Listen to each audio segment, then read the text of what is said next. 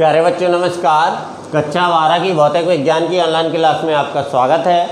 जैसा कि हम सभी लोग जानते हैं, हमने अभी पिछले लेक्चर में चैप्टर 5 की थ्योरी को ख़त्म किया था, जो हमारा ख़त्म हुआ था श्रेणी क्रम और समांतर क्रम समायोजन तक। उसी को आगे बढ़ाते हुए अब हमारा थ्योरी का जो पोर्शन था वो ख़त्म हो चुका है। अब हमें इसके न्यूमेरिकल्स को जानना है कि कैसे इसके न्यूमेरिकल्स को लगाए जाते हैं। तो कुछ यहाँ पे फॉर्मूले में लिख दे रहा हूँ जो मैं तुम्हें सिद्ध करवा चुका हूँ या पढ़ा चुका हूँ। तो उन्हीं फार्मूलों का यूज करके हम लोग सवालों को लगाएंगे। जैसे Q बराबर NE आपने पढ़ा था पहले लेसन में भी, इस लेसन में भी। Q बराबर IT और I बराबर NEAVD और J बराबर I/A और भी पढ़ा होगा J बराबर सिग्मा इंटू E और भी पढ़ा होगा रो बराबर RA/L और भी पढ़ा होगा J और उसमें संबंध। तो क्या पढ़ा था? J बराबर NEVD और भी पढ़ा होगा B बराबर IR और भी पढ़ा होगा P बराबर BI, ठीक। और भी पढ़ा होगा ऊर्जा या ऊष्मा U बराबर I² RT और जूल में कैलोरी में निकालना 4.2। इसके बराबर भी पड़ा होगा V²/R इंटू T और ये 4.2 और भी पड़ा होगा VIT/4.2। यही सारे के सारे पी के बन जाते हैं। फिर भी एक और पड़ा होगा R बराबर R1 + R2 + R3 ... अर्थात श्रेणी क्रम समायोजन और 1/R बराबर 1/R1 1/R2 1/R3 ... ये कुछ हमारे फार्मूले थे जो इसी एक्सरसाइज के अर्थात इसी न्यूमेरिकलों में सभी में लगने हैं। तो चलिए इनको नोट कर लीजिए ताकि ये एक साथ हो जाएं, फिर इनका यूज करके हम लोग सवालों को लगा सकें।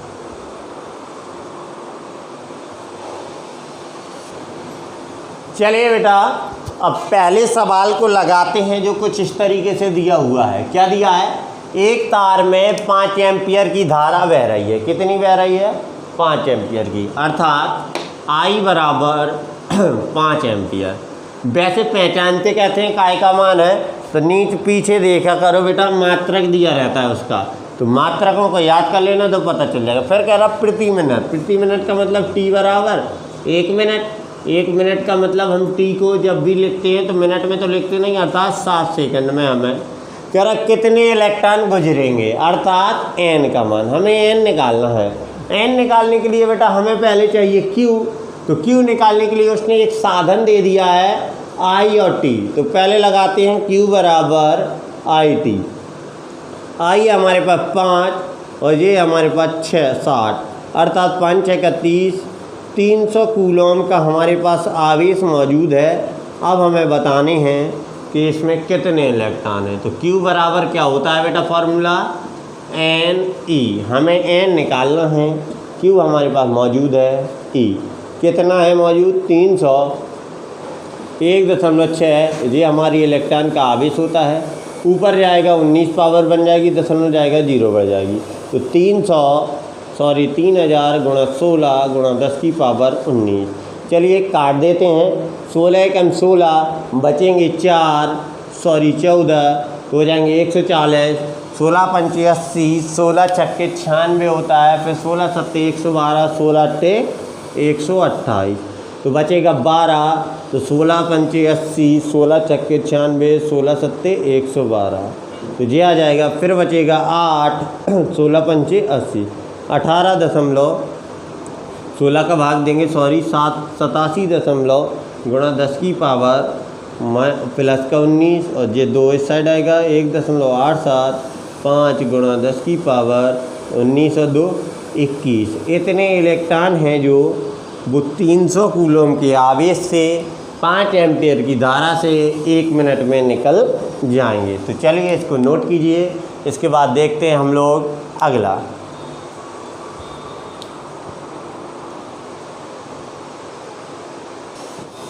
देखिए बेटा, अभी हमने एक पिछला सवाल जो लगाया है पहला, उसमें एक कन्फ्यूजिंग हो गई। उसमें मिली एम्पियर दिया था, मैंने एम्पियर से लगा दिया तो 10 की पावर 3 का कुछ अंतर आ गया है।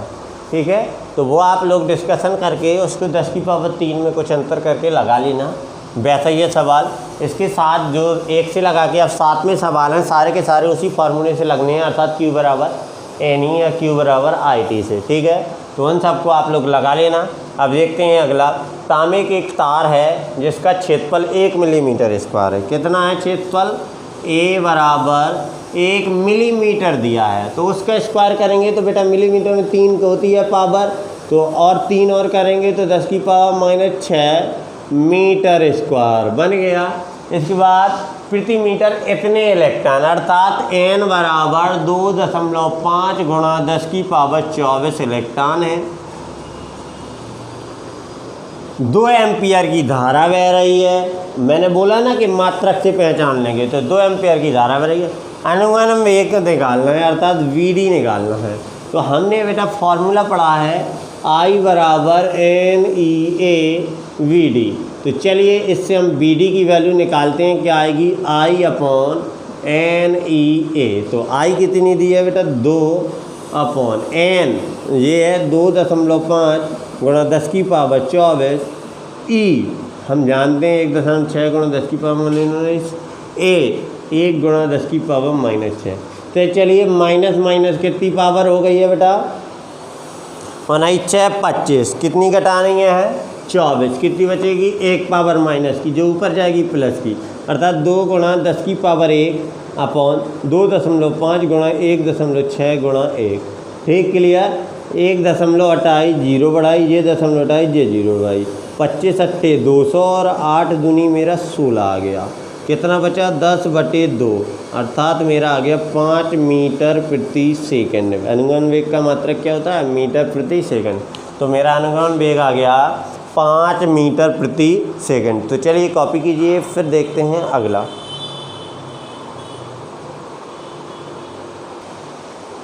चलिए बेटा, इसके बाद जो 9वां सवाल है उसमें क्षेत्रफल निकालने के लिए सवाल वालों ने त्रिज्या दे दी है। तो आप लोग πr² लगा के उसका क्षेत्रफल निकाल लेना, फिर लगा सकते हो I बराबर NEA VD, आराम से उत्तर फेंक देगा। तो चलिए अब देखते हैं 10वां।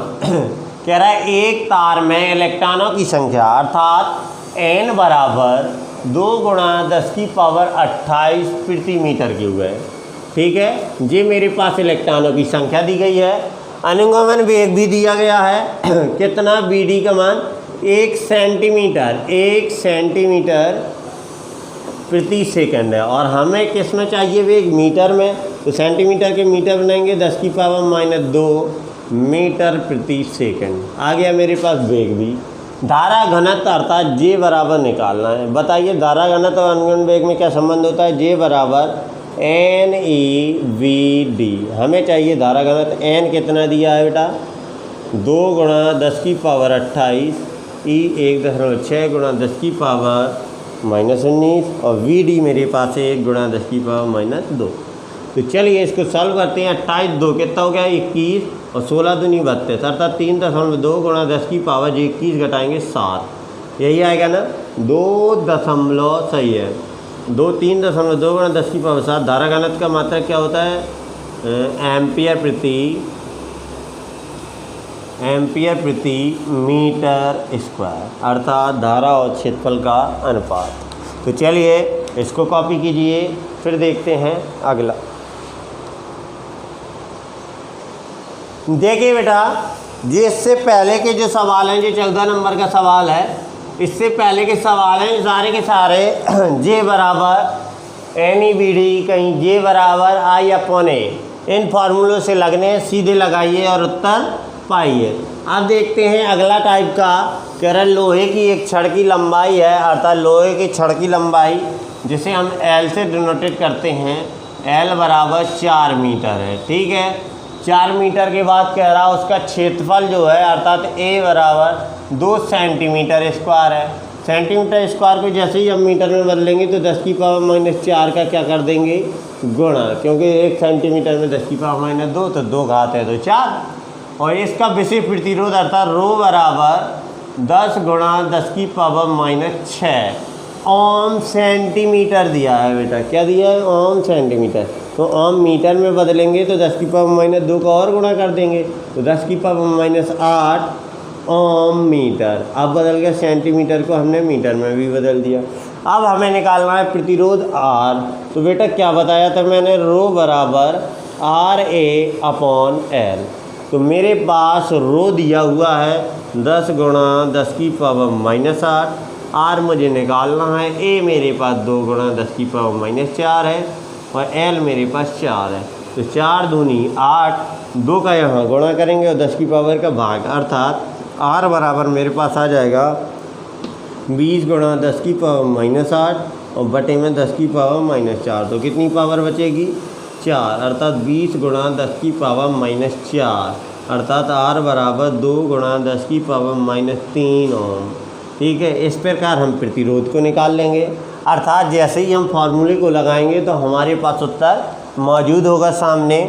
तो कोई भी सवाल टफ नहीं है, सीधे सूत्र लगाओ और उत्तर पाओ। कुछ आगे के न्यूमेरिकल्स हैं जो टफ हैं तो उनको मैं बता रहा हूँ, तो अभी आप लोग नोट करते जाइए। 14वां लगाया है, अब देखते हैं कौन सा थोड़ा टफ है तो उसको ही लगाते हैं।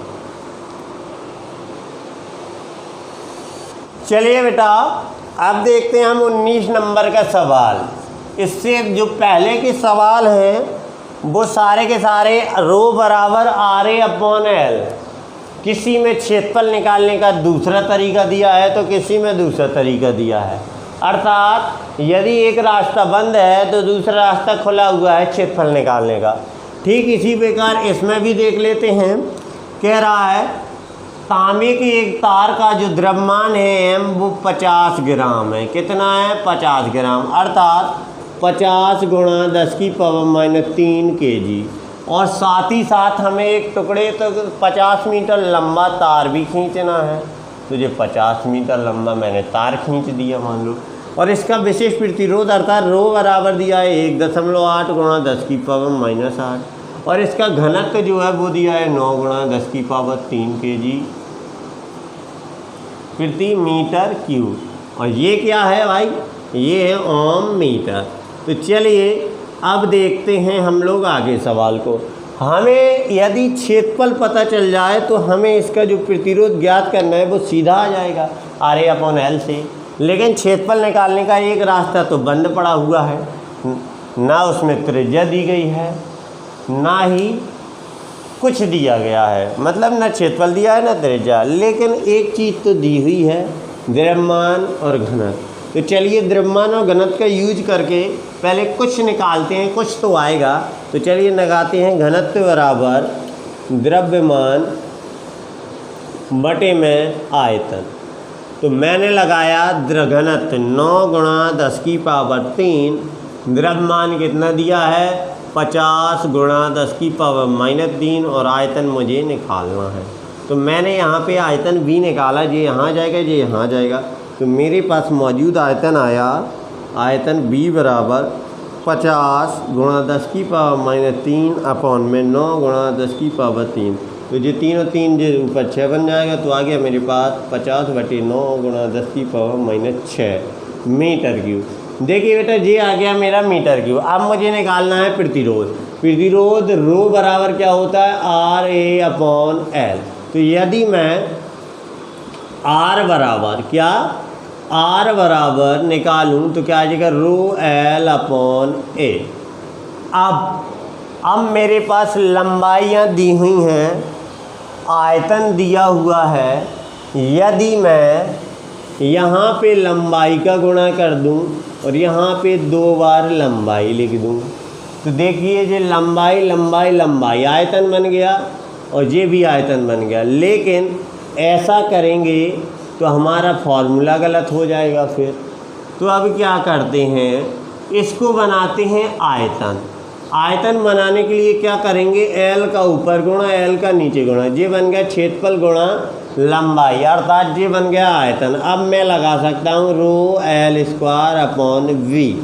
एक नया फार्मूला तैयार कर लिया मैंने। तो चलिए सबकी वैल्यू रख देते हैं। रो कितना है, 1.8 गुणा 10 की पावर कितना दिया है, -8।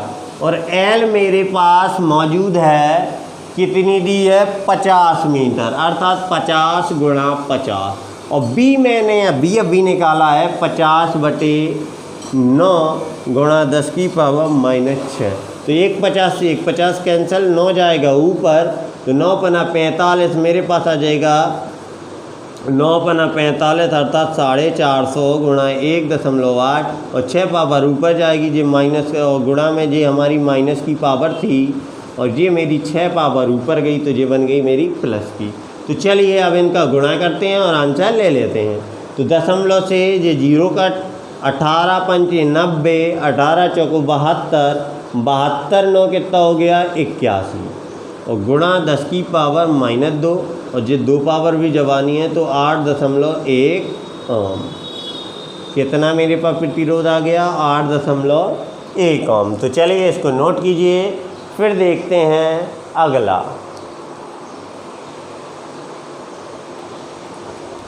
चलिए बेटा, अब हम लोग एक नए टाइप का सवाल अर्थात 22वां सवाल लगाते हैं। अभी तक के जो पिछले सवाल हैं सारे के सारे रो बराबर RA/L से लगने हैं, जो आप लोग सूत्र डायरेक्ट लगा के लगा सकते हो, ठीक है। अब मेरे पास एक 5 ओम का प्रतिरोध का एक मोटा तार है, उसको मैंने खींचा और उसकी लंबाई को 3 गुना बढ़ा दिया, ऐसे खींच के, ठीक है। तो इस तार का प्रतिरोध क्या होगा, क्योंकि हम जानते हैं कि जो तार का प्रतिरोध होता है लंबाई और क्षेत्रफल दोनों पर वो करता है, निर्भर करता है। तो चलिए देखते हैं। तो क्या है बेटा, एक तो डायरेक्ट ट्रिकी फार्मूला है कि नया प्रतिरोध R' बराबर N² इंटू पुराना प्रतिरोध, ठीक है। तो ये तो हमारा ट्रिकी फार्मूला है। जैसे R' बराबर मुझे निकालना है N कितने गुना है, 3 गुना, तो 3 का स्क्वायर, और पुराना प्रतिरोध कितना है R, तो 5, तो R' बराबर 9 पना 45। तो नया प्रतिरोध कितने ओम आ जाएगा, 45 ओम, ठीक है। लेकिन ये बेटा हम बोर्ड पेपर में फार्मूला नहीं लगा सकते हैं, ठीक है, क्योंकि यदि 1-2 मार्क्स का आएगा तो लगा सकते हैं, लेकिन ऐसा बोर्ड पेपर में नहीं लगा सकते हैं। इसलिए हम इसको एक दूसरे मेथड से लगाएंगे, अर्थात बड़े मेथड से, तब 45 आएगा, तब देखेंगे, ठीक है। तार का जो प्रतिरोध है R वो 5 ओम है, तो मैंने ले लिया 5 ओम है, ठीक है। अब मेरे पास लंबाई और चौड़ाई तो न क्षेत्रफल है, तो मैंने मान लिया तार की लंबाई मैंने मान ली है L तथा क्षेत्रफल मान लिया है मैंने A, ठीक है। लंबाई L मान ली, क्षेत्रफल A मान लिया, ठीक है। अब खींचने के बाद क्या हुआ, खींचने के बाद जो लंबाई थी वो मैंने मान ली L' है, अर्थात कितने बराबर है, 3 गुनी हो जाती है, और क्षेत्रफल मेरे पास A' है। अब ये पता नहीं है कितना हो जाता है, ठीक है। तो चलिए अब मैं लगाता हूँ बेटा। देखिए पदार्थ तो वही था, खींचेंगे तो लंबाई चौड़ाई में परिवर्तन हो जाएगा, लेकिन आयतन तो वही रहेगा। तो क्या लगाएंगे, आयतन खींचने के बाद क्या रहेंगे, सेम आयतन बराबर रहते हैं ना बराबर, क्योंकि उसी पदार्थ है, बराबर हैं। तो लगाते हैं खींचने से पहले LA, आयतन लंबाई गुणा क्षेत्रफल होता है ना, और खींचने के बाद L' A', तो L ही था, A ही था, ये कितना था L', 3L, और यहाँ पे A', तो L से L कैंसल, मैंने निकाला A/A' की वैल्यू मेरे पास आ गई 3/A। क्लियर, A/A' की वैल्यू मेरे पास आ चुकी है। अब बेटा एक ही पदार्थ है तो सबकी प्रतिरोधकता तो एक ही होती है, तो रो बराबर R', अर्थात दोनों प्रतिरोधकताएँ बराबर होंगी। क्यों होंगी, क्योंकि एक ही पदार्थ है। तो रो बराबर RA/L और यहाँ R'/A'/L'। तो चलिए देखते हैं, R कितना दिया है, 5 ओम, तो 5 रख दिया। ए अपॉन ए डैश, तो यहाँ पे आ जाएगा ए अपॉन एल इंटू ए डैश बराबर आर डैश मुझे निकालना है और एल की वैल्यू है मेरे पास 3L, एल से एल कैंसिल, ए अपॉन एल की वैल्यू दी है मेरे पास 3, तो 3 रख दी बराबर आर डैश अपॉन 3, तो ये कितना हो जाए 15 तिया 45, तो नया प्रतिरोध आ गया मेरे पास 45 ओम। तो कुछ इस तरीके से हम बोर्ड पेपर में इसको लगाएंगे, ठीक है। आयतन और क्षेत्रफल को मान लेंगे, मान लिया, पसारने के बाद या खींचने के बाद दोनों के क्षेत्रफल आयतन आपस में बराबर रहेंगे, ए अपॉन ए डैश का मान लेंगे, रो डैश को बराबर कर देंगे क्योंकि एक ही पदार्थ है, और सॉल्विंग करेंगे तो आर डैश हमारे पास आ जाएगा 45 ओम, ठीक है। वो वाला जो ट्रिकी था जो अभी अभी मैंने बताया था आर डैश बराबर एन स्क्वायर इंटू आर, जी हम IIT में लगा सकते हैं, अर्थात 3 का स्क्वायर इंटू आर कितना है 5, तो 9 गुणा 5 अर्थात ये आ गया डायरेक्ट 45 ओम, ठीक है जी। हम लगा सकते हैं IIT JEE मेंस में, लेकिन यहाँ पर यही मेथड लगाना पड़ेगा, वो वाला नहीं लगाएंगे, नहीं तो मार्क्स भी कम मिलेंगे और कट भी जाएंगे, ठीक है। आज के लिए बस इतना ही, नमस्कार।